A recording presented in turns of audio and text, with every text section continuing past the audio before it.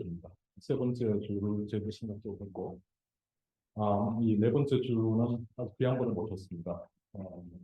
지금 임팩트 투자사 인비저닝 파트너스 대표를 해주시는 제현주 대표님이신데요. 대표님은 칼라이, 그다음에 크레딧 스위스 등등, 그다음에 맥켄지도 금방 여기 계시고요. 무엇보다 중요한 것은 여기 계신 모든 분들의 선배님이십니다. 하이스트 산업 디자인 네. 학사 석사를 졸업하시고 활발하게 활동하고 계십니다. 제목은 기후위기 기술로 돌파하는 미래라는 제목으로 재밌는 강의를 해주시고 싶습니다. 다 같이 박수를 맞으시면 감사합니다.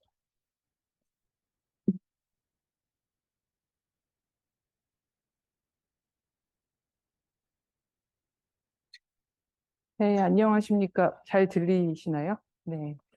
네, 이렇게 인사드리게 돼서 반갑습니다. 저는 방금 소개받은 재현주라고 하고요.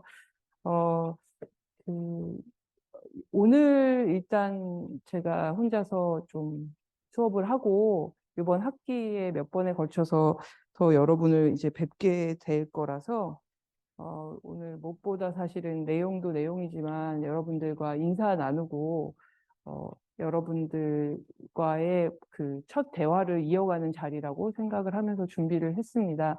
방금 이제 소개해 주셨던 것처럼 저도 카이스트 졸업생이고요. 구사학번이고 학교 떠나고 사실은 올 일이 흔치 않은데 작년에 그 전산학부에서 그 강의를 개설해 주셔서 기후기술과 스타트업이라고 하는 주제로 한 학기 동안 여러 학생분들을 만나 뵀었고, 이제 그때는 여러 상황상 대부분의 강의를 줌으로 진행했었거든요. 이번에는 이제 그때하고 조금 다르게, 조금 더 그 적은 그 게스트들을 모시고 좀 깊이 있는 이야기들을 나누는 방식으로, 그리고 적은 여러분 인원하고라도 그러니까 오시는 분들도 아무래도 줌으로 할 때보다 적을 수밖에 없는데 좀 더 대화가 될 수 있는 자리가 됐으면 좋겠다라는 마음으로 준비를 하고 기획을 해서 오늘 첫 자리를 마련을 했습니다.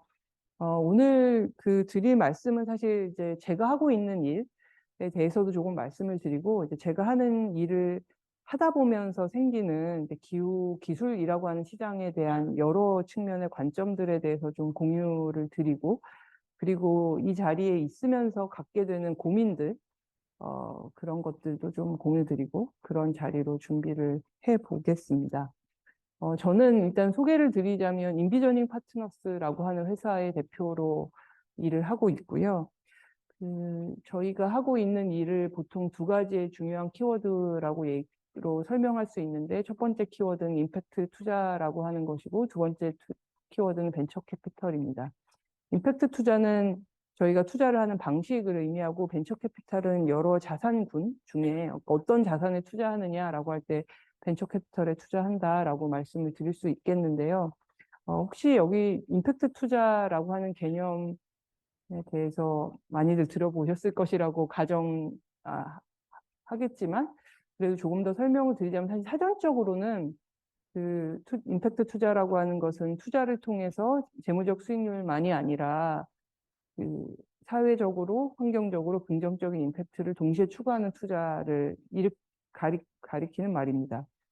이 말 자체는 사실은 굉장히 개념적인, 말 그대로 개념을 설명하고 있는 말이어서, 그 말을 실제 투자의 프랙티스 안에서 어떤 식으로 구현하느냐는 개별의 투자 회사마다, 그리고 어떤 수익률을 벤치마크로 삼느냐에 따라서, 어떤 돈을 모아서 투자를 하느냐에 따라서 굉장히 달라질 수밖에 없는데요. 어쨌든 그 임팩트 투자라고 하는 그런 큰 철학 안에서 저희는 투자를 하고 있고요. 벤처 캐피털은 이제 저희가 투자하는 자산이 무엇인가를 설명하는 말인데, 보통 벤처 회사, 요즘은 이제 스타트업이라는 말을 훨씬 더 많이 쓰는데요.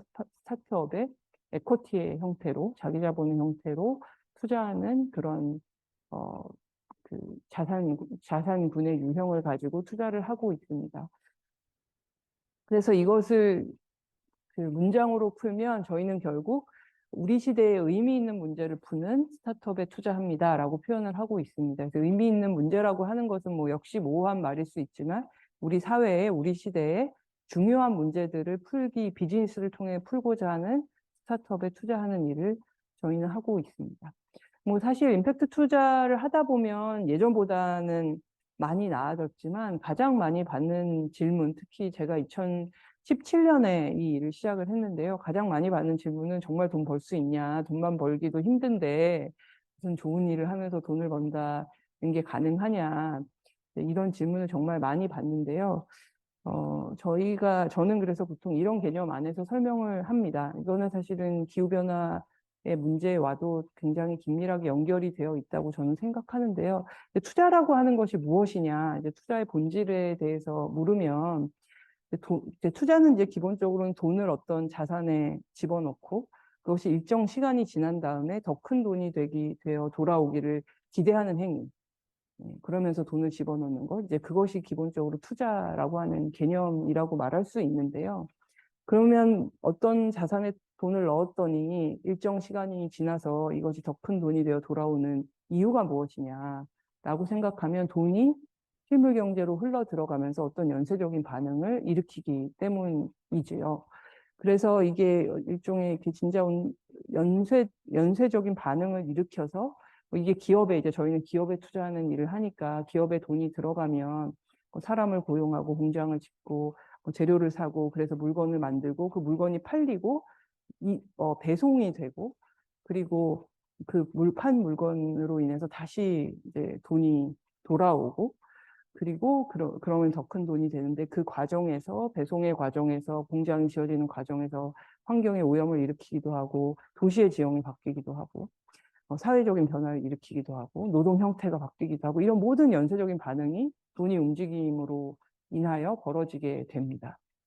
그래서 사실은 우리가 뭐 단타 주식 투자를 한다 이런 거는 좀 다른 얘기지만 일정 기간을 두고 어떤 회사에 투자를 할 때는 실질적으로는 그것을 명시적으로 제가 말한 것처럼 이렇게 이야기하지는 않아도 이런 연쇄 반응이 궁극적으로 어떻게 이루어져서 무엇으로 돌아올 것인가를 예측하면서 투자하는 행위라는 걸 하거든요. 그래서 그 예측 안에서 돈이 더 크게 돌아올 것이라는 것을 상정하면서 하는 행위가 투자라고 하는 것이죠.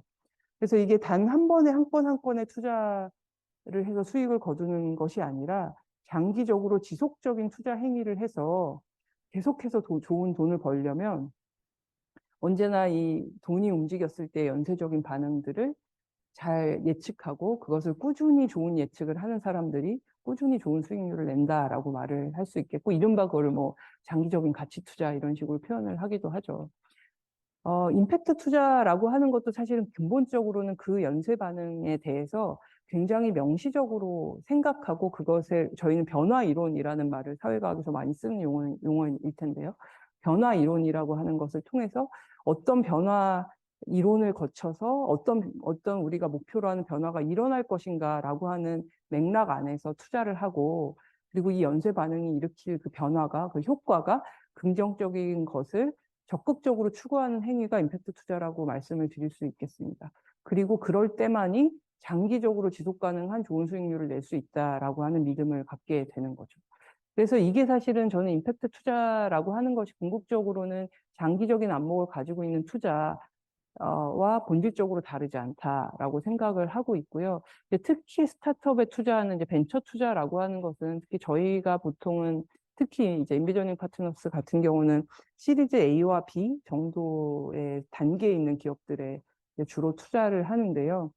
그러면 이 회사가 보통 뭐 상장을 하거나 의미 있는 규모의 기업으로 성장을 할 때까지는 뭐 짧으면 3년에서 5년, 길게는 7, 8년 정도까지 걸리기도 하거든요. 그런 게 본질적으로 장기적인 투자일 수밖에 없습니다. 그래서 이렇게 장기적인 관점으로 투자를 할 때는 이런 임팩트 투자가 갖고 있는 방법론이라고 하는 것이 굉장히 유효할 수 있다라고 생각을 하고 있고요. 이제 그렇기 때문에 이른바 임팩트 알파라고 저희가 표현을 하는데 그런 그 좋은 지속적으로 꾸준하게 좋은 수익률을 낼 수 있다라고 믿고 있습니다. 그래서 결국은 임팩트 투자라는 것은 이 환경과 사회와 시장이라고 하는 것이 연결되어 있고 이 연결을 명시적으로 인지함으로써 커다란 기회를 미리 포착하는 것이다 라고 말씀드릴 수 있겠습니다. 그래서 제가 많이 바깥에 나와서 하는 말인데 커다란 문제는 커다란 시장이 된다. 그리고 결국은 사회에서 일어나는 어떤 문제와 니즈라고 하는 것은 일정한 시차를 두고 커다란 시장의 기회가 된다. 이런 말씀을 많이 드립니다. 그래서 저희가 보통 그래서 임팩트 투자자로서 이 사회와 시장과 환경에 맞물리는 그 지점들에서 벌어나는 것들을 빠르게 포착하고 딱 한 발자국 빨리 움직일 때 투자로서도 좋은 수익률을 거둘 수 있다라고 생각을 하면서 투자를 하고 있습니다. 기후변화는 사실 이 연결성이라고 하는 것, 사회와 환경과 시장이라고 하는 것이 연결되어 있다는 것을 지구적인 스케일로 보여주고 있는 우리 시대의 어마어마한 전환점이다라고 말씀드릴 수 있겠습니다. 오늘 수업에 오신 분들에게 왜 그런가에 대해서는 굳이 설명할 필요는 없을 거라고 생각하고요. 또 우리한테 주어져 있는 과제는 뭐 이런 것이죠.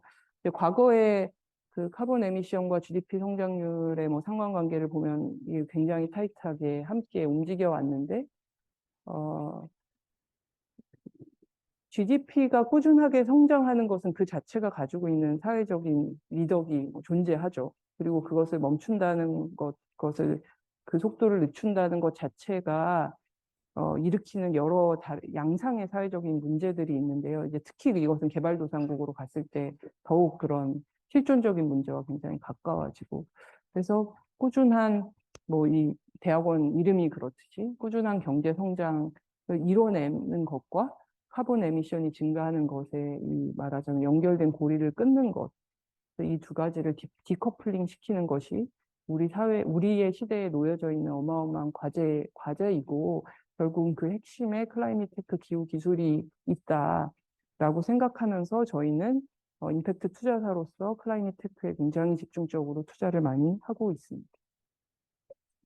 뭐 그래서 그 지구온난화를 1.5도 이내로 막으려면 뭐 얼마만큼 돈이 많이 필요하다 이런 수많은 숫자들이 있는데 IPCC 특별 보고서 기준으로 보자면 연간 매년 2.4조 달러의 투자가 필요하다고 추정되고, 이것은 결국은 어떤 관점에서 보면 비용이지만 어떤 관점에서 보면 시장의 크기이기 때문에 어마어마한 시장이 열린다고 하는 것을 의미한다라고 말씀드릴 수 있겠고요.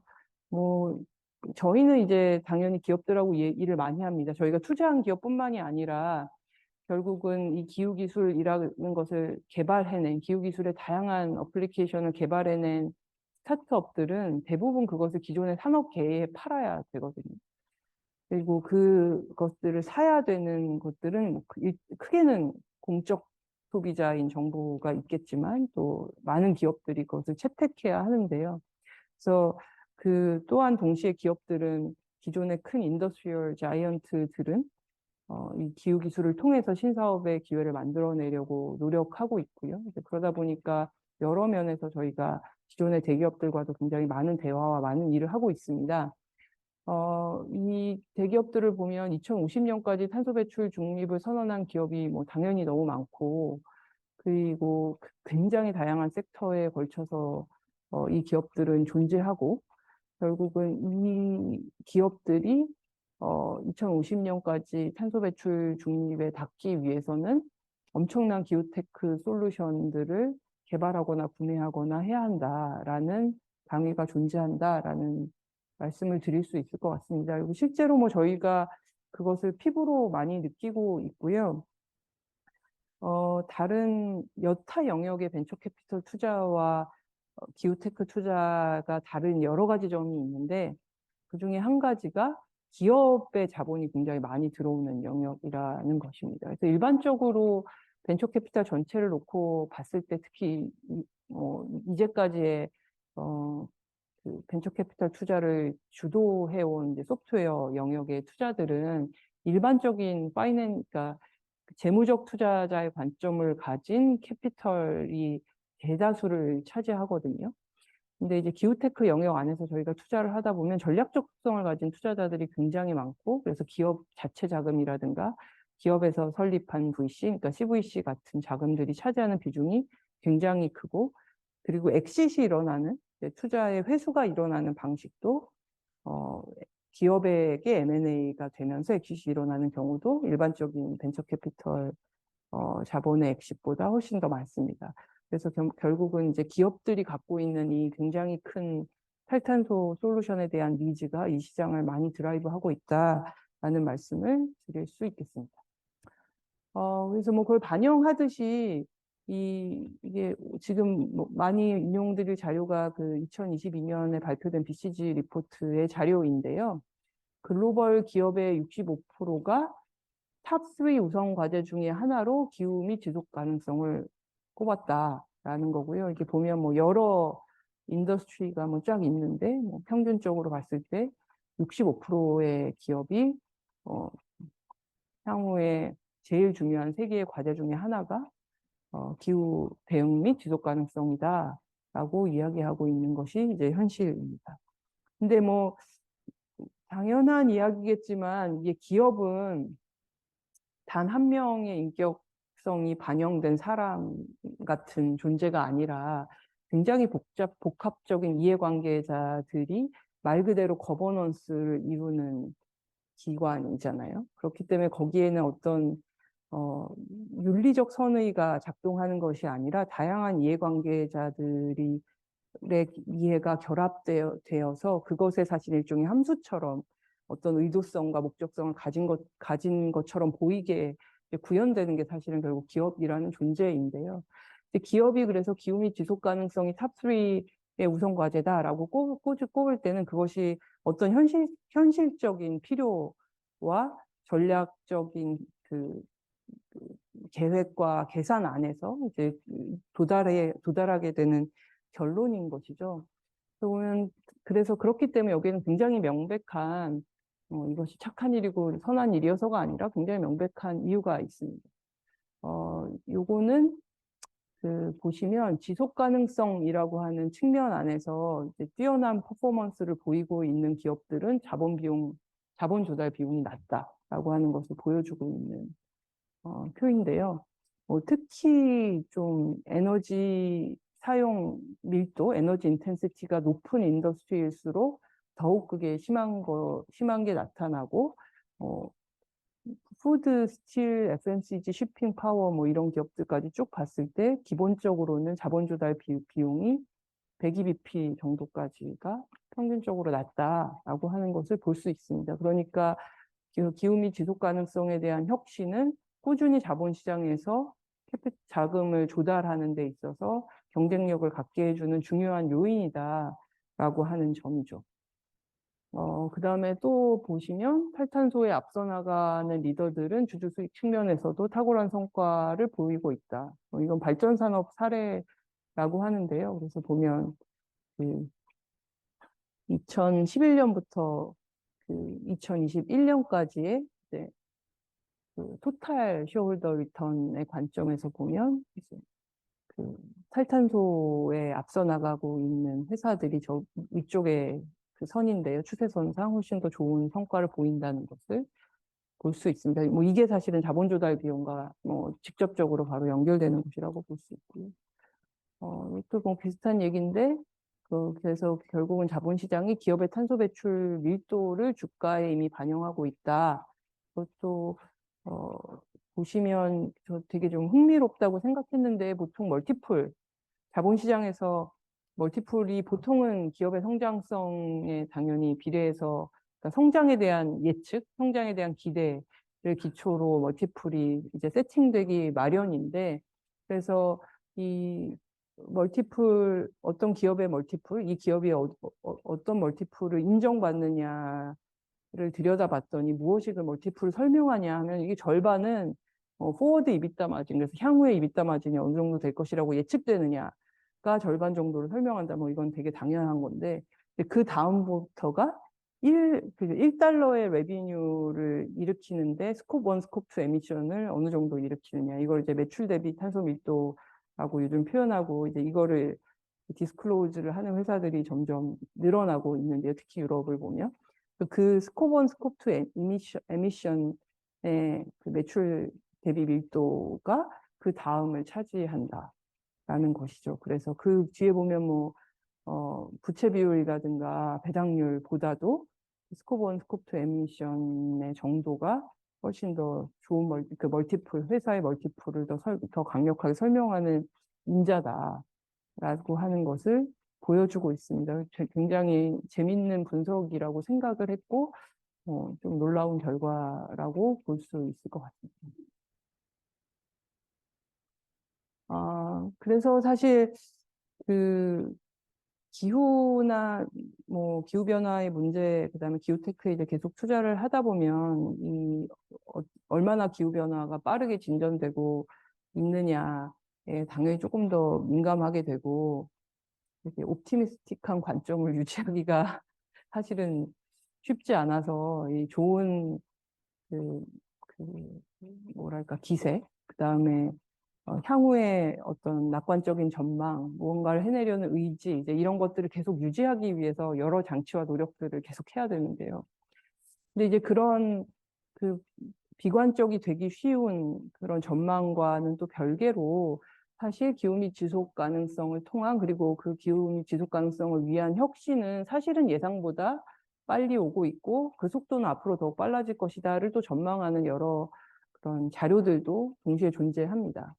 그래서 보면 그 항상 이제 저는 특히 이제 전기차에 대해서 뭐 그리고 관련해서 2차 전지에 대해서 논의되고 있는 요즘의 분위기가, 지금은 이게 되게 자연스럽게 여겨지지만 한 3년 전만 돌아봐도 전혀 이렇지 않았거든요. 근데 이제 모든 종류의 변화라고 하는 것이 이렇게 선형적으로 일어나지 않고 어떤 티핑 포인트를 지나고 나면 그 속도가 굉장히 액셀러레이트 되기 때문에 그런 그 미래에 대한 예측에 있어서 지금 현재를 외삽해서 생각하는 것은 언제나 놓치게 되는 것들이 많다라는 생각을 하고 있는데요. 이 역시 약간 그런 데이터들이라고 보시면 될 것 같습니다. 그래서 이게 2010년부터 이렇게 봤을 때, 뭐, 솔라, 윈드, 배터리, 이런 부분들에 대해서 얼마나 빠르게 캐퍼시티가 늘어날 거냐, 비용은 얼마나 빠르게 줄어들 거냐라고 하는 여러 예측이 항상 나오잖아요, 해마다. 근데 현실이 어느 시점부터는 항상 그 예측을 그 뛰어넘었다라고 하는 것을 보여주고 있습니다. 저는 이거 보고 사실 조금 놀랬거든요. 그래서, 처음에 이런 모든 것들이 시작될 때 사람들이 가지고 있었던 회의적인 관점에 비해서 어느 일정한 티핑 포인트를 지나고 나면 이 모든 것들이 굉장히 빠르게 엑셀러레이트 되었다라고 하는 것을 보여주는 숫자들이고요. 이 원자료들도 특히 여기 대학원 학생분들은 한번 찾아서 보시면 되게 재미있을 것 같아요. 저한테는 되게 흥미로운 자료들이었거든요. 그래서 여러 그런 관점들의 숫자들을 많이 보여주고 있는, 네, 그런 데이터들입니다. 네. 그래서 이제 그 석탄 화력, 절대 없어지기 어려워 보였던 석탄 화력 발전도 처음 예상보다 빠르게 줄어들어 왔고, 그 다음에 이제 아까 얘기했던 것, 이게 국가별로 보고 있는 건데, 이제 글로벌 리뉴어블 캐퍼시티가 증가되는 추세도 예상보다 계속 빨라지고 있다라는 자료를 보시고 계십니다. 그리고 이거는 이제 규제적인 측면인데요. 이제 각각의 이제 그 대륙별로 유럽, 아시아 퍼시픽, 라틴 아메리카, 아프리카, 노스 아메리카를 봤을 게 이제 색깔별로 표시되고 있는데요. 이제 저런 그 기후 관련 규제들의 이제 영역별로 그 특정 시점까지 얼마를 줄인다라든가 뭘 해야 된다라든가 이런 국가적인 차원의 규제를 발표하는 나라들의 이제 숫자를 트래킹을 하고 있는 건데, 이게 딱 요 화살표 부분이 지난 3년 동안 늘어난 국가의 수를 보여주고 있거든요. 이게 굉장히 빠르게 어쨌든 늘어나고 있고, 많은 국가들이 그것을 자연스럽게 받아들이고 있다라고 하는 것을 또 보실 수 있습니다. 그래서 결론인즉슨 이 기후 및 지속 가능성을 통해서 이뤄내는 혁신, 또 그것을 이루기 위해서 추구하는 혁신, 이 모든 것은 우리가 체감하는 것보다는 빠르게 일어나고 있다. 그러니까 저는 이게 여기에 언제나 약간의 뭐라고 할까요? 갭이 존재한다고 생각하는데요. 이런 소식은 일반인들에게 잘 가닿지 않거든요. 그러니까 그러니까 시민으로서 살아가는 삶 안에서는 기업들이 어떤 변화를 가져가고 있는지, 리뉴어블 에너지 캐퍼시티가 어떻게 늘어나고 있는지, 뭐 어떤 규제가 구체적인 규제들이 생겼는지를 사실 느끼기가 되게 어렵잖아요. 근데 막 온도가 올해 생각보다 몇 도가 더 올라갔대, 뭐 어디에 지진이야, 어디에 홍수가 났다고 하더라, 화재가 났다고 하더라, 얼마가 죽었다고 하더라, 이런 거는 저희가 뉴스를 통해서 굉장히 많이 보고 훨씬 더 시각적으로 자극적이잖아요. 그러다 보니까 특히 이 주제에 관심이 있다 보면 그런 것들이 훨씬 더 많이 노출되기 마련이고, 실상 일어나는 변화들에 대해서는 일상에서 느끼기 굉장히 어렵고, 그러다 보니까 거기서 생기는 좀 갭이 늘 존재하게 되는 것 같습니다. 저는 그래서 이 일을 하면서 다행히 그 밸런스를 맞춰지게 되는 것은 기후기술을 가지고 뭔가를 해보려고 하는 창업자들을 많이 만날 수 있다는 점인데요. 이제 그런 창업자들과 대화를 하고 이야기를 하다 보면 거기서 생기는 좀 그런 그 낙관적인 전망, 그 희망찬 기분, 이런 것들이 존재하는 것 같습니다. 그래서 굉장히 크고 거대한 문제니까 사실 이 문제가 되게 어려운 점은 어떤 하나의 아무리 파워풀한 사람이고 기관이라고 하더라도 절대 하나의 기관이 혼자서 해결할 수 없는 문제라고 하는 점이고, 이게 너무 복합적으로 많은 게 연결되어 있다는 점이거든요. 큰 차원으로도 연결되어 있고 작은 차원으로도 연결이 되어 있고, 세상에 어떤 비즈니스보다도 이게 너무나 복잡한 문제들인데, 그걸 생각하면 생각할수록 어디선가부터 나는 일단 이거라도 해봐야 되겠다라고 하는 액션을 취하기 굉장히 어렵게 만드는 문제라는 게 이 일을 되게 좀 어렵게, 그러니까 현실에서 뭔가 팔을 걷어붙이기 어렵게 만드는 점이 있는 것 같습니다. 이제 창업자들을 만나다 보면 어떤 지점에서는 인식을 좀 이렇게 단절시킨다고 해야 될까요? 그래서 나는 다른 건 됐고 모르겠고 누군가가 하겠지. 혹은 그냥 좀 적당한 무시를 하는 거죠. 그리고 내가 현재 지금 풀 수 있는 문제에 굉장히 집중해서 그것을 하려고 하는 사람들, 이제 그런 게 사실은 좀 창업자들이라고 볼 수 있는데요. 이제 그런 창업자들의 태도와 자세와 노력을 좀 만나게 되면 저도 약간 겸허해지게 되는 면이 있고, 나도 내가 할 수 있는 일들을 우선하고 누군가 다른 문제를 풀어주겠거니라는 좀 낙관적인 마음을 가져야 어쨌든 이게 앞으로 움직인다라는 생각을 하게 되더라고요. 그래서 이런 자료들을 저는 보는 게 좀 현실적인 영점 조정을 다시 하면서 좀 액션을 취하려고 하는 의지를 좀 북돋워주는 좀 그런 효과가 있었던 것 같습니다. 다시 좀 내용으로 돌아오면 어쨌든 결국 지속 가능성 혁신이라고 하는 것의 전제는 이제 넷제로를 달성하면서 이를 통해 오히려 사업의 성장을 이끌어내는 것이며, 여기에는 기술 혁신이 반드시 필요하다라고 제가 헤드라인을 썼는데요.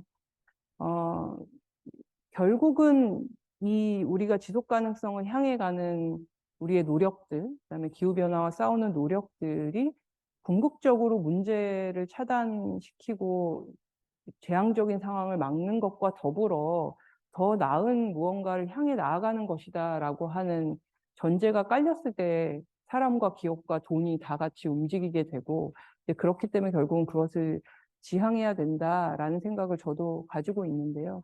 그래서 이제 그런 전제 안에서 보면 사실 기본적으로 현재에 이미 갖고 있는 기술을 잘 적용하고 활용하는 것만으로도 현재 CO2 에미션의 한 25% 정도를 줄일 수 있다고 하고요. 이미 우리한테 25%에 대한 솔루션은 있다는 의미죠. 그리고 지금 존재하지만 아직까지는 머추얼하지 않은, 그러니까 아직은 얼리 스테이지에 있는 기술들을 스케일업하고 조금 더 말하자면 마켓 레디니스를 높이는 것으로 또 40%의 카본 에미션을 해결할 수 있다. 65%에 대해서는 이미 이제 어쨌든 존재하는 기술을 가지고 해결할 수 있다. 근데 이제 나머지 35%에 대해서는 아직 존재하지 않는 기술의 발전이 필요하다라고 하는 의미이고, 또 이것이 사실은 결국은 다 새로운 기후테크 시장의 몫일 텐데요. 그 속성에 따라서 굉장히 다양한 자본들이 필요해지는 것 같습니다. 그래서 이 35%를 위해서 필요한 자본과 저 앞에 25%를 위해 필요한 자본은 사실은 자본시장 안에서 되게 다른 속성의 다른 종류의 자본이 필요하겠죠. 그리고 각각이 좀 다른 시장을 결국은 열 것이다라고 이야기할 수 있을 것 같습니다. 그래서 뭐 그렇기 때문에 사실은 뭐 당연하게 예상하실 수 있다시피 그리고 또 많이 들으셨다시피 이제 미국 유수의 기업리 투자자들이 기후테크에 굉장히 큰 돈을 걸기 시작했습니다. 그래서 제가 뭐 여기 몇 가지 예를 써놨지만 사실은 제가 어느 시점부터는 이 페이지를 별로 업데이트하지 않고 있는데 그냥 너무 많아졌어요. 그래서 점점 해마다 새로 생겨나는 펀드들도 많고 메가스케일 펀드들도 많고 그래서 뭐 이게 이제 큰 시장이 될 것이다라고 생각하면서 뛰어드는 사실 뭐 이게 어떤 고결하니까 우리 인류의 문제를 풀어야 돼 이런 걸 뛰어넘어서 그냥 이건 엄청나게 큰 시장이 될 수밖에 없다라고 하는 전제를 가지고 많은 자본들이 투입되고 있습니다. 그래서 뭐 아마존이 저 클라이밋 플래치 펀드를 만들거나 그 빌 게이츠가 브레이크스루 에너지 그 벤처스를 통해서 뭐 자본을 투입하는 것까지만 해도 약간은 그런 뭐라고 할까요? 필란트로피적 성격, 그러니까 필란트로피 자금은 아니지만 뭔가 우리가 세상을 위해 좋은 일을 해야 돼라고 하는 속성이 조금 있었다, 깔려 있었다라고 볼 수 있다면 나머지는 그냥 순전한 정말 파이낸셜 캐피털이라고 보시면 됩니다. 그래서 뭐 크리스 사카 같은 경우는 VC 쪽에나 이런 스타트업에 관심이 있는 분들이라면 이름을 다들 들어보셨을 법한 굉장히 전설적인 투자자인데 좀 재밌는 거는 저 사람이 은퇴를 했었거든요. 아, 나는 이제 투자를 그만할 거야 라고 하면서 원래 이제 로어 케이스 캐피털이라고 하는 펀드를 통해서 뭐 트위터, 우버, 킥스타터 같은데 완전 초기 투자를 해갖고 뭐 어마어마하게 돈을 벌었던 사람이고 은퇴를 했었는데 다시 컴백을 하면서 넥스트 빅싱 아니 심지어 그것보다 더 큰 우리 기회가 이 기후변화에 있다라고 선언을 하면서 만든 펀드가 로얼 카본 캐피털이고요. 그래서 저게 그때 당시에 만들어졌을 때 좀 센세이셔널 했고요. 업계 안에서는. 그리고 이제 TPG에서도 원래 라이즈라고 하는 임팩트 투자 펀드를 만들었다가 이제 TPG 라이즈에서 TPG 라이즈 클라이밋이라고 하는 클라이밋에만 투자하는 펀드를 만들었고 제가 지금 숫자가 정확히 기억이 나지 않는데 3 빌리언 달러가 넘는 규모였던 것으로 기억하고요. 근데 또 재밌는 게 그 뭐 너무 전설적인 사람이죠. 전 골드만삭스 CEO였고 미국 재무장관 했었던 행크 폴슨이 그 TPG 라이즈 클라이밋 펀드의 수장으로 합류를 하기도 했고 그 역시 굉장히 큰 뉴스였습니다. 그리고 뭐 블랙락은 세계에서 제일 큰 자산운용사인데요. 블랙락과 테마섹이 공동으로 탈탄소 솔루션에 투자하는 디카보나이제이션 파트너스를 설립해서 요거 사실 10억 달러 펀드 이미 조성되었고, 예, 그 지금 굉장히 액티브하게 투자를 하고 있습니다. 그래서 전 세계를 다니면서 본인들이 투자할 수 있을 법한 회사들을 찾고 있고요. 이제 이런 정도의 규모의 펀드가 생긴다는 건 자본이 많이 들어온다라고 하는 의미이기도 한데요. 이제 이 정도 사이즈의 펀드들은 다 좀 뭐 모두가 다 그렇진 않은데 특히 뭐 이제 TPG 라이즈라든가 이제 블랙락 테마섹이 아닌 디카보나이제이션 파트너스라든가 이런 거는 다 조금 더 한 단위의 투자가 뭐 최소한 500억 정도가 넘어가야지 투자할 수 있는 사이즈의 자본들이거든요. 그러면 그것이 의미하는 바는 그 앞쪽의 투자자들, 저희 같은 투자자들이 뭐 뒤를 받아줄 자본이 있다라는 것을 믿고 투자를 시작할 수 있다는 의미가 됩니다. 왜냐하면 이제 저희가 보통 50억 정도의 건당 투자를 한다라고 하면 50억 가지고는 뭐가 해결이 안 되잖아요. 그러니까 시작을 할 수는 있지만 이 회사가 스케일업이 되고 큰 회사를 만들려면 특히 이제 기후테크 같은 경우는 대부분 하드웨어 기술을 포함하기 때문에 다른 소프트웨어 스타트업보다 돈이 많이 든단 말이죠. 그래서 우리가 이제 앞에 투자를 50억이든 10억이든 하려면 결국 이 회사가 500억, 1000억이 필요해졌을 때 누군가가 뒤에서 돈을 넣어줄 곳이 있을 것이다 라고 하는 기대와 예상이 있어야지만 앞에 투자자들이 움직일 수가 있거든요.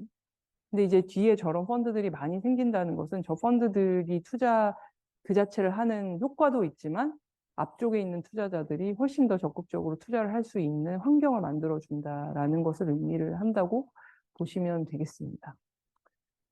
그래서 뭐 당연하지만 결과적으로 글로벌 기후테크 투자 규모는 굉장히 급속도로 성장하고 있고요.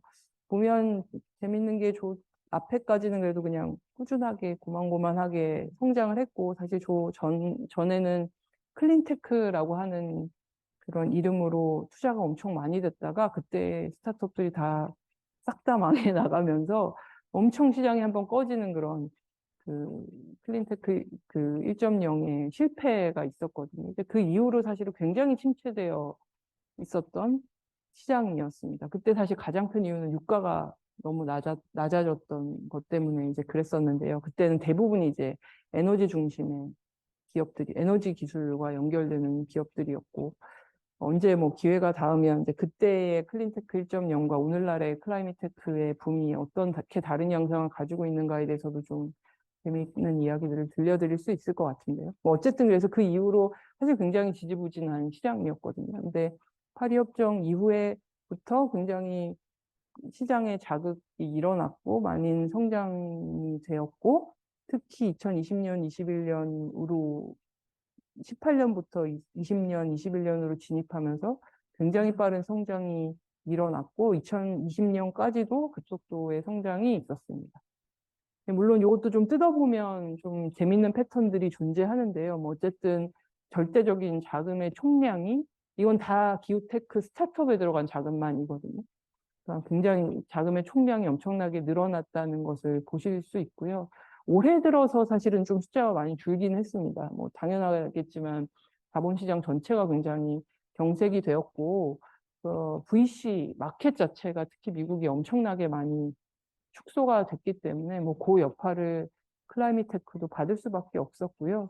근데 이제 그럼에도 불구하고 사실 얼리 스테이지 자금은 별로 줄어들지 않고 여전히 견고하게 많은 투자가 일어나는 것을 볼 수 있고, 저희도 이제 미국 투자를 많이 하니까 투자를 하면서 보면 여전히 좀 프로미싱한 기술이다라고 하면 투자자들이 줄을 서서 오히려 내 돈을 받아줘 해야 되는 상황은 여전히 계속되고 있다라는 것을 말씀드릴 수 있겠습니다.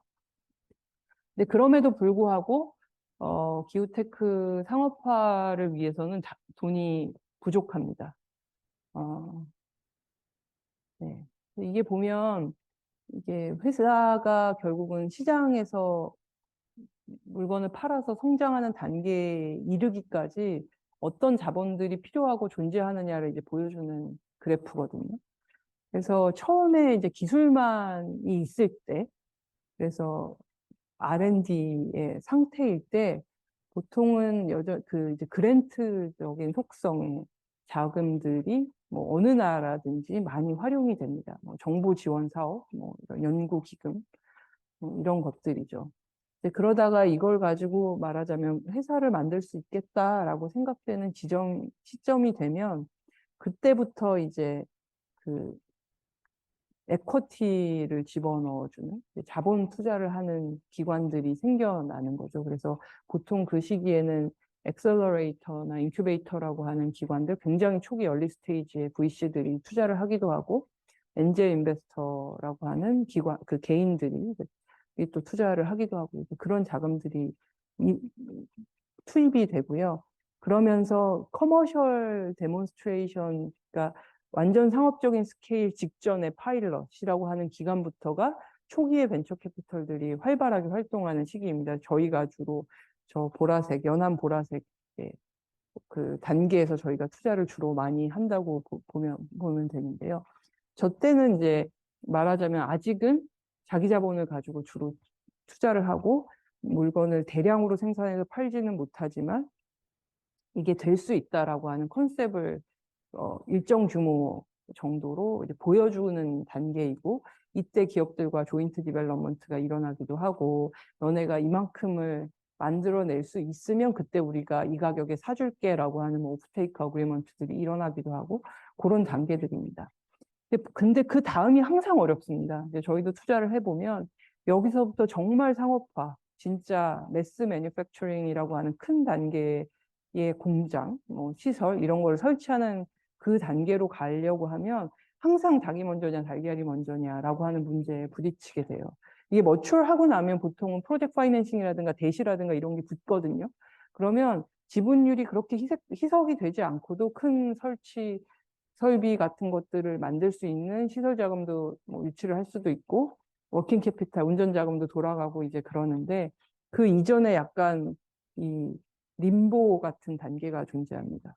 할 수 있다는 가능성은 있지만 아직 해보지는 않은 단계. 그러면 기업들은 야, 니네가 얼마나 많이 생산을 안정적으로 할 수 있을 줄 알고 우리가 사주겠니? 그리고 이제 기업의 입장에서는 누가 사줄 줄 알고 공장을 짓겠니? 그리고 이제 은행에서는 우리가 이거를 돈을 대서 너네가 공장을 지으면 너네 어디 팔 데는 있니? 뭐 공장을 돌려는 받니? 그러니까 이런 그 말하자면 계속 닭이 먼저냐 달걀이 먼저냐 하는 것에 부딪히고 누군가 하나는 미친 척하고 일단 공장을 짓든가 아니면 미친 척하고 야 만들기만 하면 사줄게를 하거나 아니면 미친 척하고 일단 돈을 빌려줘 볼게를 하는 이제 그런 누군가가 하나가 그 단계를 끊어줘야 이게 돌기 시작하거든요. 그게 사실은 대부분의 시리즈 한 B 정도의 스타트업들이 부딪히는 문제입니다. 그래서 저희도 이제 많은 스타트업들과 저단계에서 항상 가장 먼저 그 씨름을 하게 되고요. 그래서 기업들과 어떻게 적극적인 모양새를 만들어서 기업에 지분을 넣으면서 가치 리스크와 업사이드를 공유를 하든 아니면 정부 같은 데서 적극적으로 요 산업은 육성해야 되니까 우리가 보증을 서줄 테니까 은행 니네 일단 얘네한테 돈을 좀 빌려줘봐를 하든 이런 액션들이 좀 이 만들어져야 되고 투자자로서도 그 구도를 만들어내려고 노력을 해야 되는데요.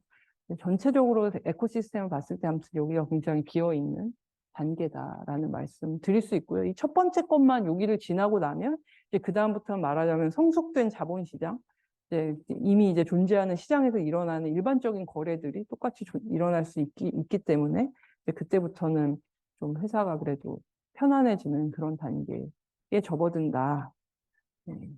그래서 여전히 이제 기후테크 자본이 이렇게 많이 늘어났어도 요 단계의 회사들이 부딪히게 되는 문제는 여전히 존재하는 것 같고요. 이런 사실은 특히 뭐 브렉스루 에너지라든가 뭐 이런 곳들에서 오늘 TPG 라이즈 같은 데서 그래서 요 단계에 해줄 수 있는 것들은 사실 그들은 요 단계 뒤에 요쯤에서 항상 투자하고 싶어 하거든요.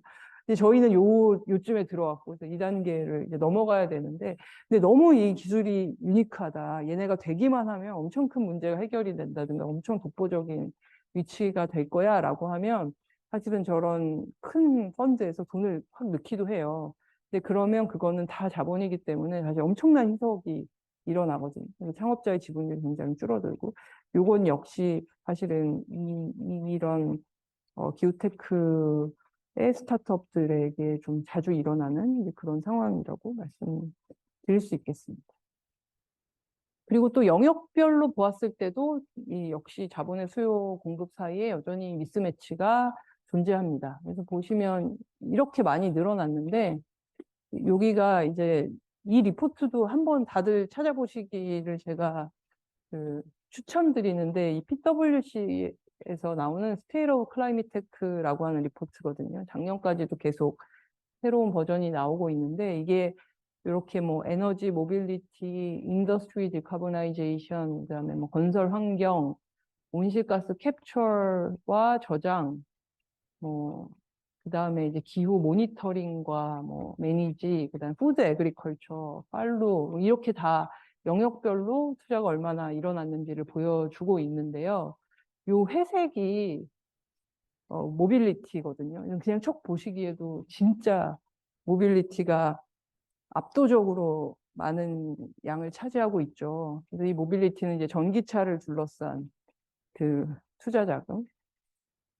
그래서 이 마지막이 사실은 제가 항상 중요하게 드리는 말씀인데 2050년까지 탄소 배출을 저감할 수 있는 잠재력이 가장 높은 기술 15개를 쭉 나래비를 세우면 그중에 5개가 80%를 해결할 수 있다고 그래요.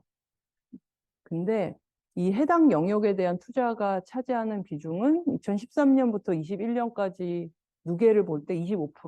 그러니까 80%를 해결할 수 있는 잠재력을 가지고 있는 기술 5개에 들어가는 자금은 25%밖에 안 된다는 거죠.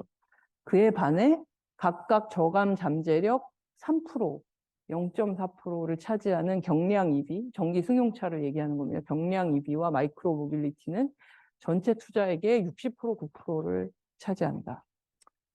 그래서 막 기후테크 투자 엄청나게 많이 일어났다고 하지만 60%가 전기차와 관련된 그다음에 이제 모빌리티에 쓰이는 2차 전지 요거를 다 합한 것이긴 한데 결국은 거기에 들어갔다. 근데 저는 이게 처음에는 그러니까 뭐 이게 약간 안 좋은 소식처럼 느껴졌었는데 이제 돌이켜 생각을 다시 해보면 왜 저런 일이 벌어졌냐라고 하면 전기차가 시장이 이제 된다라고 하는 것을 모두 확신하기 시작하는 순간 엄청나게 자본이 된 거죠. 그래서 이게 뭐 이렇게 봤을 때는 꼭 파리협정도 큰 역할을 했겠지만 저 시점에 확 뛰기 시작했을 때는 이제 전기차의 미래라고 하는 것, 전기차가 승용차의 도미넌트한 마켓시어를 가지게 되는 것은 정해진 미래다라고 하는 것이 서서히 받아들여지기 시작하는 순간부터 그 시장에 돈이 엄청나게 들어가기 시작한 거거든요. 그리고 그것은 테슬라라고 하는 하나의 기업이 만들어낸 미친 그 하나의 사례가 시장을 굉장히 급속도로 변화시켰다는 것이죠. 결국은 그런 변화들이 어딘가에서 하나씩이 다 나타나기 시작하면 돈은 굉장히 빠르게 움직인다는 거고요. 실제 돈은 추상적인 재화이기 때문에 사실 돈은 진짜 빨리 움직이거든요. 근데 이 돈이 움직이기 이전에 만들어져야 되는 조건들이 존재하는 거죠. 그리고 그 조건들은 믿음을 가진 미친 사람들이 언제나 만들어내기 마련인 것 같은데요. 네, 그래서 결국은 현재는 어쨌든 그냥 이것은 전기차에 지나치게 많은 자본이 투자되고 있다라고 하는 의미가 아니라 다 저 회색바만큼의 사이즈가 나와야 되는데 아직 그만큼 사이즈가 안 나오고 있다라는 의미라고 보셔야 될 것 같고 그래서 여전히 이 자본의 수요에 비해서 공급량은 절대적으로 부족하다라고 이야기 드릴 수 있겠습니다. 네, 그래서 뭐 결국은 요거는 제가 짧게 일단 오늘은 핵심적인 내용들만 말씀드리고자 하는데요. 저는 이 투자를 하다 보면 저야 뭐 이제 얼리 스테이지의 벤처 캐피털 투자를 하는 기후테크 인베스터로서 제가 할 수 있는 것들을 하지만 이게 굉장히 뭐 여러 곳에서 제가 오늘 이곳저곳에서 말씀드린 여러 문제들을 해결하기 위해서는 굉장히 다양한 조건들이 여전히 갖춰져야 하고 그런 것들이 부족합니다. 일단은 아까 잠깐 말씀드린 것처럼 규모화를 위한 자본이 부족하다. 이렇게 굉장히 꺼져 있는 그 공간, 거기를 채워야 되는 그런 자본이 절대적으로 부족하다. 두 번째는 인재풀의 다양성과 크기가 부족하다. 그래서 아까 이 모빌리티 그 회색과 같은 크기가 다 만들어지려면 돈이 더 들어가야 된다.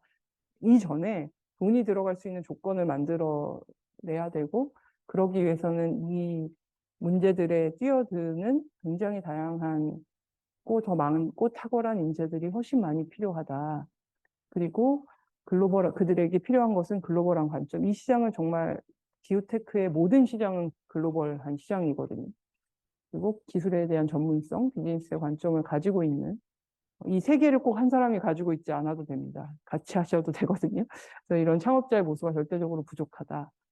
그리고 이 세 번째 제가 여기저기를 다니면서 늘 놀라는 건데 생각보다 정말 사일로가 심하다. 그래서 학계, 산업, 금융, 공공 가면 서로들 진짜 많이들 모여서 얘기하는 것 같지만 다들 사실은 바쁘다는 게 문제라고 생각하긴 하는데요. 정말 바깥에서 일어나는 일들을 잘 모르고 그 안에 있는 사람들은 그 기후라고 하는 주제로 일을 하고 있다면 우리 사일로에서 벌어지는 일을 저쪽 사일로에서도 당연히 알 거라고 생각하시는 패턴들도 여전히 존재합니다. 그래서 이 사일로를 깨고 굉장히 다재적인 협력이 많이 필요하다라는 생각하고 있고요. 그다음에 이 수요와 공급의 미스매치. 그래서 이게 필요가 아니라 리스크로 투자 영역이 결정된다라고 하는 게 사실은 그 기저에 깔려 있는데 이거는 사실은 자본의 속성상 어쩔 수가 없거든요. 외부 요인이 이걸 조정해줘야 됩니다. 그래서 자본은 우리 지구의 탈탄소를 위해서 이게 제일 필요하니까 여기에 돈을 많이 넣자 이런 게 아니라 리스크가 이제 좀 없어졌네 이제 돈이 되겠다 이러고 들어가거든요. 그래서 결국은 필요가 아니라 리스크로 투자 영역이 결정이 됩니다. 일반적인 자본은. 그렇기 때문에 필요한 영역의 리스크를 없애주는 인위적인 장치들이 존재해줘야 되거든요. 그게 여전히 시장에 굉장히 부족하고 그것을 누군가는 해야 되고 사실 그것은 공적기구들이 제일 많이 해줘야 되는 역할인데 또 그런 관점을 가지고 정책과 공공의 자금들에 대한 설계가 이루어져야 된다라는 생각하고 있습니다. 이게 사실은 다 우리에게 주어져 있는 과제이고 특히 녹색지대 대학원에서 공부하시려고 하시는 분들이 해결해 주셨으면 좋겠다라고 생각하는 과제들이라고 말씀드릴 수 있겠습니다. 일단 저는 여기서 오늘 제 강의는 마치고 혹시 궁금하신 것이나 코멘트 있으시면 네. 수고했습니다. 박수로 감사했습니다.